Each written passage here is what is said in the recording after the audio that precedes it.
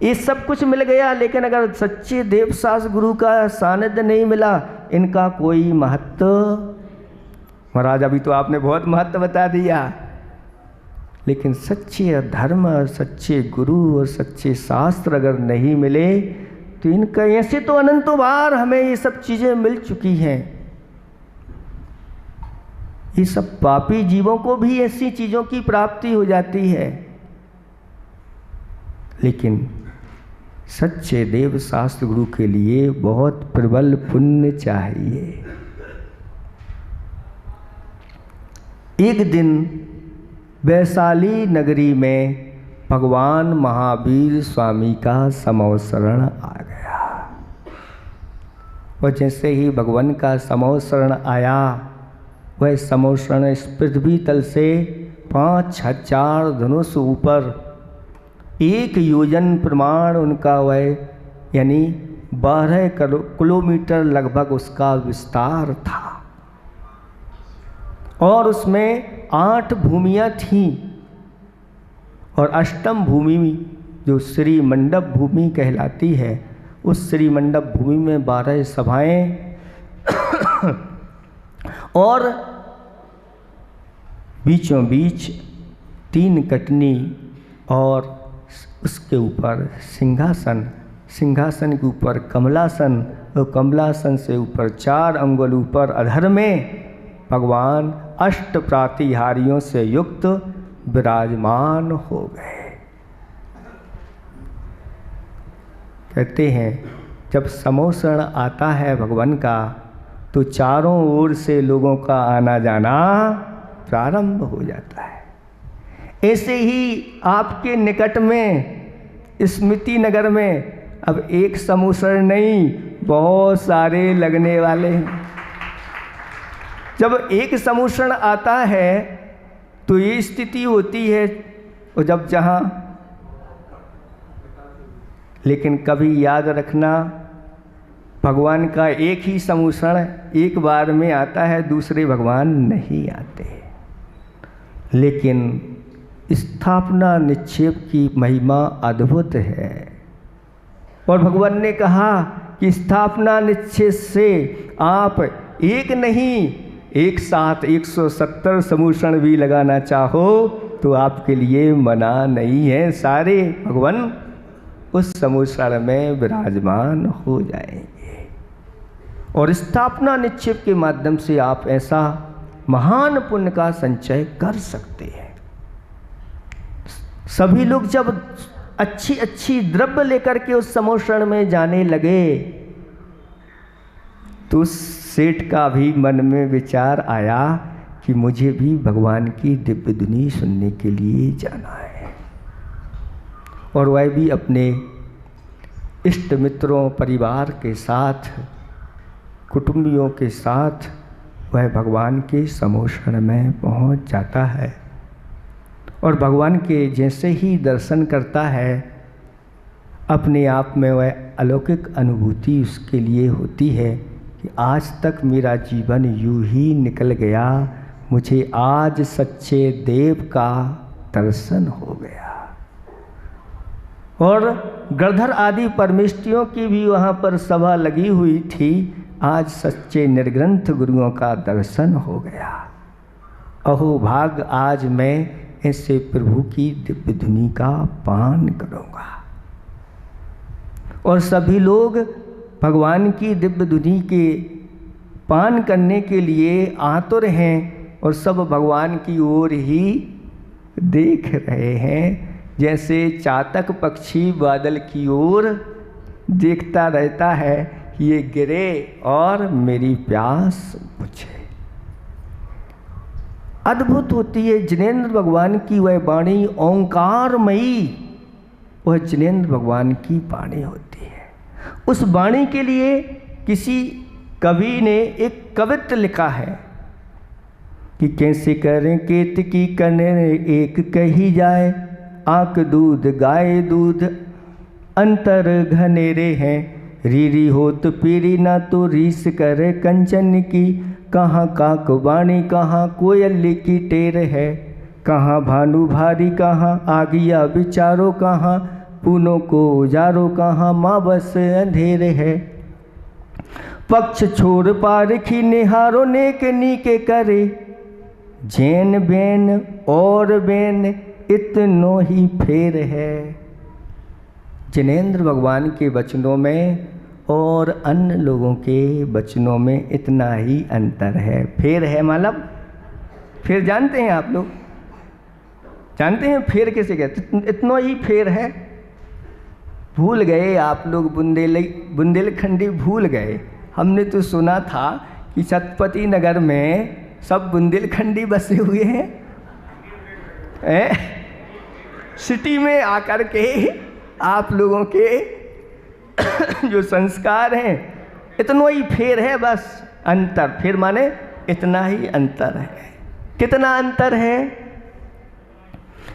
जैसे एक केतकी का पुष्प होता है और एक कनेर का पुष्प होता है।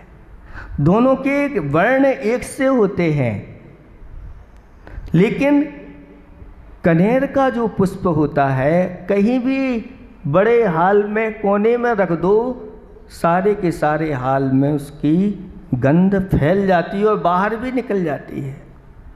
और कनेर का जो फूल होता है उसकी गंध अगर पास में भी ले जाओ तो गंध विशेष नहीं उसमें से मिलती है, लेकिन वर्ण दोनों के एक से हैं। आक दूध गाय दूध अंतर घनेरे। एक अकौआ का दूध होता है, वो जहर का काम करता है लेकिन सफ़ेद होता है, और एक गाय का दूध होता है वह अमृत का काम करता है। पृथ्वी लोक का अमृत क्या है? पृथ्वी लोक पर दो ही अमृत हैं। दो अमृत कौन से हैं? एक तो गोरस है और दूसरा जिनवाणी का रस है। या श्री सा गौ, या श्री सा गौ, यानी जो इस पृथ्वी पर कोई लौकिक संपदा है तो वह गाय है। क्या है? गाय है। और कोई अलौकिक संपदा है तो गौआ ने जिनवाणी माता है। बस ये दो चीज़ें ऐसी हैं जो इनका पान करता है दोनों का, तो उसका शरीर भी स्वस्थ रहता है और आत्मा भी स्वस्थ रहती है। मन वचन काया तीनों को स्वस्थ बनाने वाली ये युक्ति है। जो इन युक्तियों को छोड़ करके और यदवा तदवा आचरण करते हैं उनके लिए आनंद की अनुभूति नहीं पाती, सच्चा सुख प्राप्त नहीं कर सकते। इसलिए इस जिनवाणी रस का पान निरंतर करते रहना चाहिए। तो गाय दूध आक दूर अंतर घनेरे, रीढ़ी हो तो पीढ़ी न तो रीस करे कंचन की। एक पीतल की गिट्टी है और एक सोने की गिट्टी है। एक पीतल का बिस्किट है और एक सोने का है। दोनों पीले हैं, लेकिन अंतर, पीतल का तो आपका यूं ही पड़ा रहता है और सोने का बिस्किट मखमल की गद्दी पर है, आराम करता रहता है। आप आराम करो चाहे नहीं करो, वो तो हमेशा चैन की नींद लेता है, आपको नींद आए अथवा ना आए, उसका अलग ही है। तो रीस करे कंचन की, कहाँ काक वाणी कहाँ कोयल की टेर। देखो कौआ भी काला होता है और कोयल भी लेकिन एक दूसरे की, कहाँ कौए काले कौए की करकस काँव काँव को कौन कक्का कहेगा की। एक बार और लेकिन कोयल अगर एक बार बोल जाती है तो आप कहाँ से बोल रही है उस ओर भी आपकी दृष्टि चली जाती। इन दोनों में बहुत अंतर है। कहाँ भानु भारी, कहाँ आगिया विचारो, कहाँ एक अंगारा होता है और एक भानु यानी सूर होता है। दोनों के रंग एक से हैं, लेकिन अंतर दोनों में। आगिया तो यहीं के यहीं कुछ प्रकाश देने वाला नहीं होता, लेकिन भानु बहुत सारे स्थान को प्रकाशित करने वाला होता है। कहाँ पूर्णिमा की वह उजवारी रात और कहाँ अमावस्या की काली कलूटी रात, दोनों में बहुत अंतर है। इसी प्रकार से जैन वैन और वैन इतना ही फेर है। ये भी वचन लगते हैं, वो भी वचन लगते हैं, लेकिन दोनों में बहुत अंतर होता है। ये वचन तो ऐसे होते हैं कि बाहरी और भीतरी दोनों प्रकार के संताप को नाश करते हैं और सुख की प्राप्ति करा देते हैं। और सभी लोग आतुर हैं भगवान की वाणी सुनने के लिए, और जिनेंद्र भगवान की वह वाणी ओंकारमय प्रारंभ हो जाती है। शास्त्रों में वर्णन आया है कि भगवान की वाणी अक्षरात्मक प्रकट हुई है कि अंकात्मक प्रकट हुई है।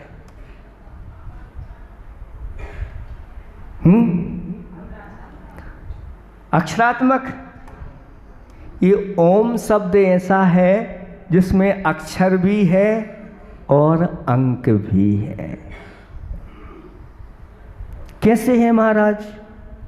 अभी तक तो हम यही समझ रहे थे, ओकारम बिंदु संयुक्तम नित्यम ध्यायन्ति योगिनः कामदम मोक्षदम चैव ओंकाराय नमो नमः। ये बिंदी जो रखी हुई है, इस बिंदी से ही अंकों की रचना हुई है।